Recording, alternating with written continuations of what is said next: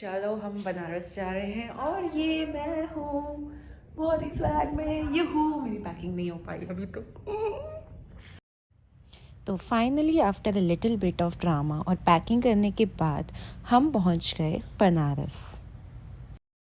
हर हर महादेव, मेरे चैनल पर आप सभी का स्वागत है। तो अभी हम पहुंच चुके हैं बनारस, जिसे काशी के नाम से भी जाना जाता है।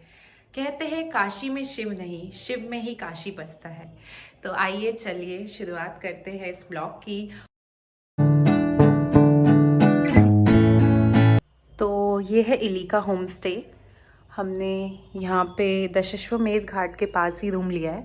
रूम काफ़ी ज़्यादा अच्छा है, नीट एंड क्लीन है एंड प्राइस भी इसकी काफ़ी कन्वीनियंट है एज़ कम्पेयर टू बाकी प्लेसेस। और उन्होंने हमें ये भी बताया कि यहाँ पे जो भी विधवा स्त्रियाँ रहती हैं नीचे, उनके वेलफेयर के लिए उन्होंने ये होटल खोला है। तो काफ़ी अच्छा इनिशिएटिव है।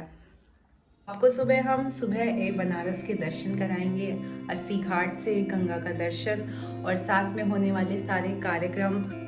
तो सुबह होते ही हम पहुंच गए अस्सी घाट। ये वो स्थान है जहां पर अस्सी नदी और गंगा नदी का संगम देखने को मिलता है और साथ ही यही स्थान है जहां माता दुर्गा ने शुंभ निशुंभ से युद्ध करने के बाद अपना अस्त्र फेंका था और वहीं से अस्सी नदी प्रकट हुई थी।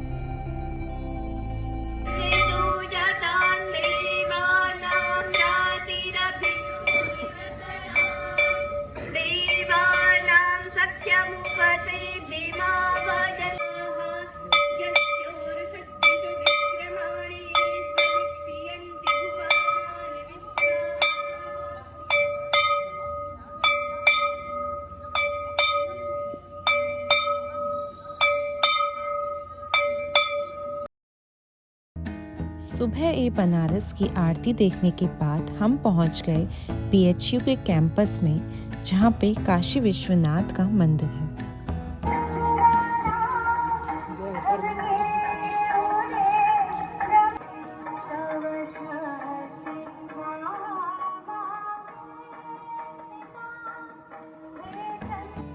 ऐसा माना जाता है कि इस मंदिर की शिखर विश्व की सबसे ऊंची शिखर है।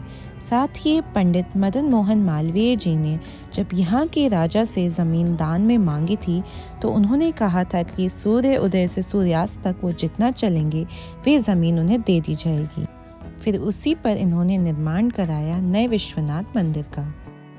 उसके बाद हम पहुंच गए संकट मोचन मंदिर, जहां तुलसीदास जी को संकट मोचन हनुमान जी के दर्शन हुए थे। मौसम बहुत ही बारिश वाला हो गया है। मंदिर से दर्शन करने के बाद हम पहुंच गए कचौड़ी की दुकान पे, जो बिना हींग और प्याज की थी लेकिन काफ़ी ज़्यादा स्वादिष्ट थी।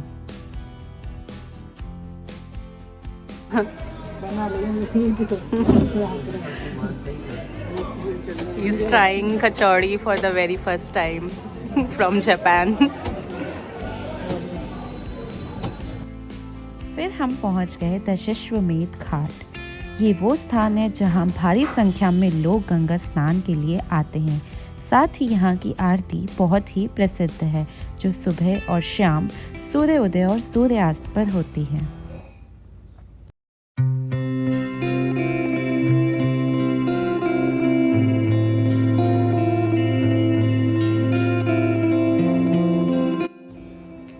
तो यहाँ आके ऐसे महसूस हो रहा है कि आप कहीं भी जाएंगे, बनारस के किसी भी कोने में आपको बहुत शांति और सुकून मिलेगा और सच में बहुत ही अच्छा लग रहा है यहाँ आके। और ऐसा कहते हैं कि यहाँ पे 84 घाट हैं लगभग, और सारे घाट जो हैं एक दूसरे से जुड़े हुए हैं। आप पैदल एक घाट से दूसरे घाट जा सकते हैं। सुबह हम 80 घाट से आरती देख के आ चुके हैं। अब मैं आपको जितने भी घाट हो सकते हैं आसपास, वो वहाँ लेके चलती हूँ और उन घाटों की जो हिस्ट्री है और वहाँ से जुड़ी कई सारी कहानियाँ हैं वो आप तक पहुँचाएंगे। और इसके साथ ही जो कुछ यहाँ के खास मंदिर हैं वो मैं आपको दिखाऊंगी। बाकी पूरा बनारस बहुत सारी जगह हैं, तो आप आराम से खुद आके यहाँ घूम सकते हैं।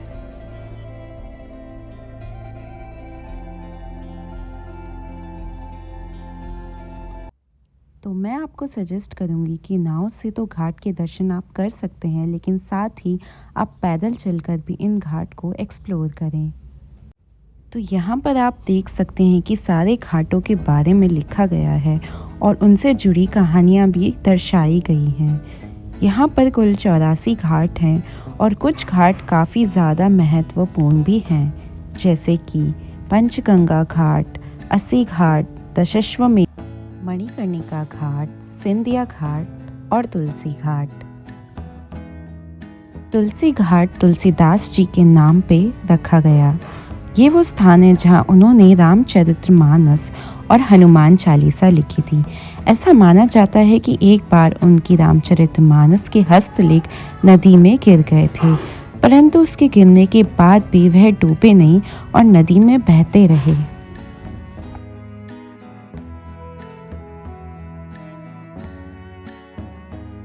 शिव परिसर की 64 योगिनी से संबंधित होने के कारण इस घाट का नाम रखा गया 64 योगिनी। तो सारे घाट देखने के बाद मैं वापस दशाश्वमेध घाट जहाँ थी वहाँ लौट चुकी हूँ। और वैसे तो आप बोट से सारे ही घाट्स कवर करेंगे, लेकिन पैदल चल के घाट्स को एक्सप्लोर करना और उनके बारे में जानने में जो मज़ा है ना, वो बोट में इतनी जल्दी में नहीं हो पाता है। सो अगर आप चाहें तो आप पूरा घाट वॉक कर सकते हैं।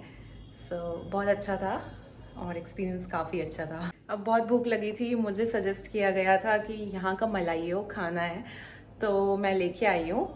ये है यहाँ का स्पेशल मलाइयो। ऐसा उन्होंने कहा कि ओट्स की ड्रॉप और समथिंग से ये बनता है। So let's try it.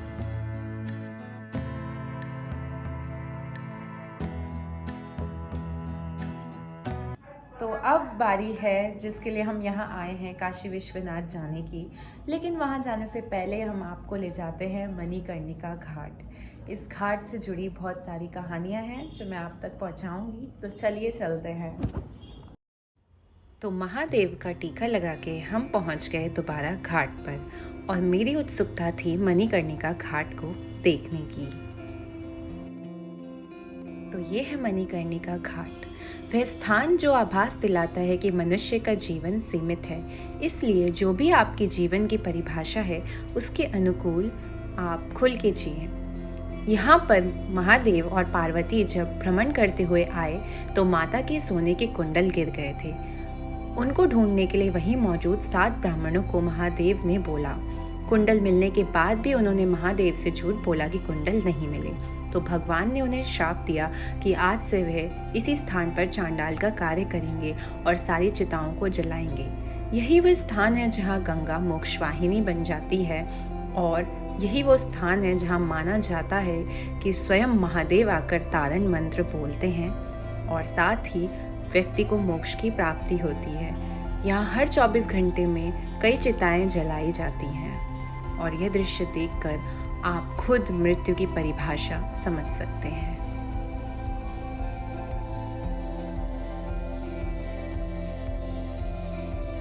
पास ही में स्थित है पशुपतिनाथ मंदिर, जिसे नेपाली मंदिर के नाम से भी जाना जाता है। ये नेपाल के राजा ने बनवाया था, जो एकदम नेपाल के पशुपतिनाथ जैसा ही दिखता है।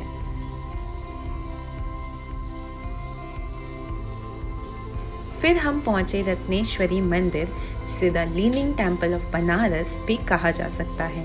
मंदिर की नींव कच्ची होने के कारण मंदिर झुक गया, और यह मंदिर 6 महीने पानी के नीचे ही रहता है।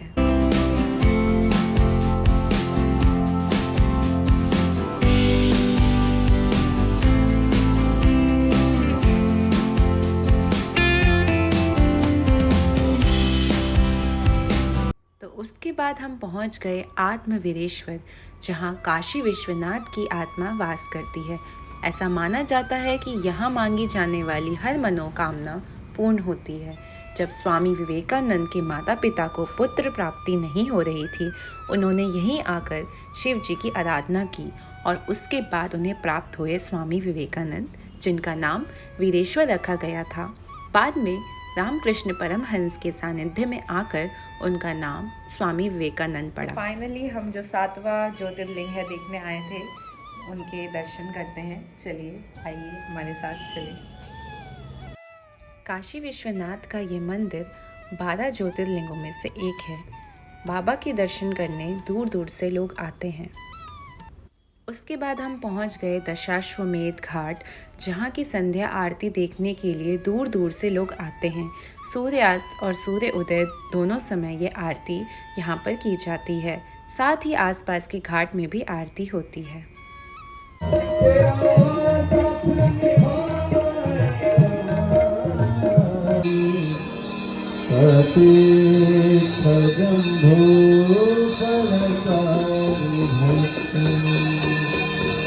उमासुतं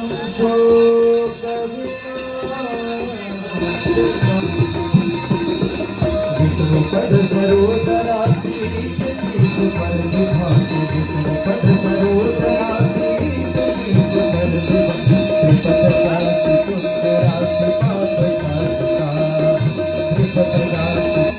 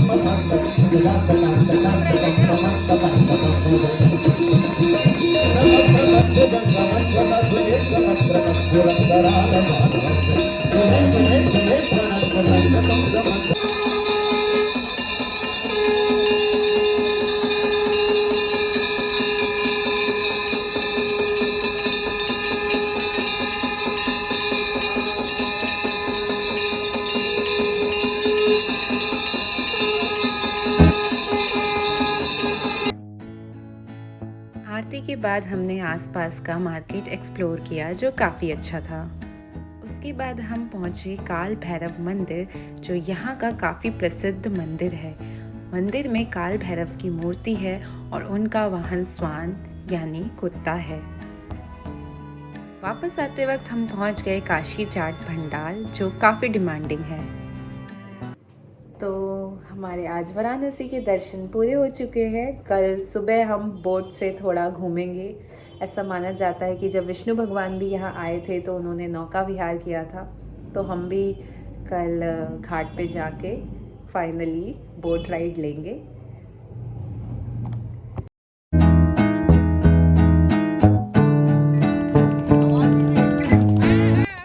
नाव में बैठ के काफ़ी अच्छा लग रहा था और साथ ही मम्मी और अंकल आसपास के कबूतरों को दाना देने के लिए बुलाने लग गए। उसके बाद मुझे भी मौका मिला नाव चलाने का। सच में ये एक्सपीरियंस काफ़ी एडवेंचरस था। हालांकि वो दोनों ओर साथ में चल नहीं रहे थे, बट मैंने काफ़ी कोशिश की और काफ़ी ज़्यादा टाइम मुझे मिला नाव चलाने का। काफ़ी अच्छा लगा। तो आप भी अगर भैया से बोलें तो वो आपको भी नाव चलाने का मौका देंगे।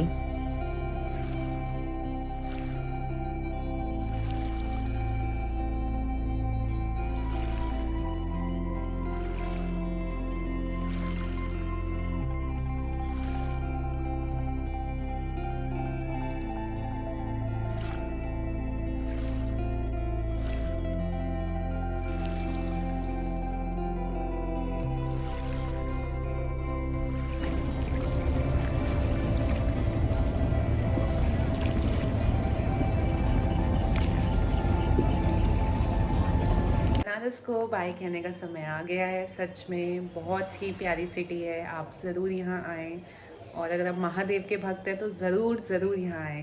Bye bye.